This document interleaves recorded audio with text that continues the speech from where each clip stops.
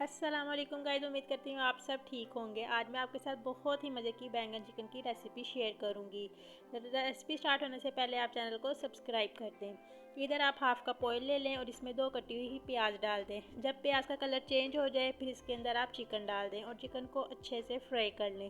اگر آپ چکن کو اچھے سے فرائی کر لیتے ہیں تو اس کے اندر سے اسمیل نہیں آتی۔ جب چکن اچھے سے فرائی ہو جائے اور آپ دیکھ لیں کہ اس کا کلر چینج ہو گیا، پھر اس کے اندر آپ 2 چمچ کھانے کے چمچ لہسن ادرک کا پیسٹ ڈال دیں اور لہسن ادرک کا پیسٹ ڈال کے اس کو اچھے سے مکس کر لیں تاکہ وہ بھی بیچ میں فرائی ہو جائے۔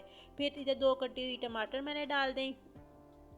جب ٹماٹر اچھے سے گل جائے پھر اس کے اندر 2 چمچ نمک کے ڈال دیں، 2 چمچ مرچ ڈال دیں اور 1 چمچ ہلدی ڈال دیں اور 1 چمچ ہی دھنیا، سوکھا دھنیا ڈال دیں پسا ہوا اور اس کو اچھے سے مکس کر لیں اور تھوڑا سا پانی بھی ایڈ کر لیں تاکہ مسالہ نیچے نہ لگے اور اسمیل نہ آئے۔ تو جب آپ دیکھ لیں اور ساتھ آپ ٹماٹر کو بھی اچھے سے میش کر لیں۔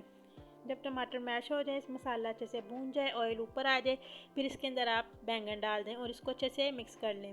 جب بینگن سارے مکس ہو جائیں پھر اس میں 1.5 گلاس میں نے پانی ڈالا تھا اور اس کو بھی میں نے گلنے رکھ دیا تھا۔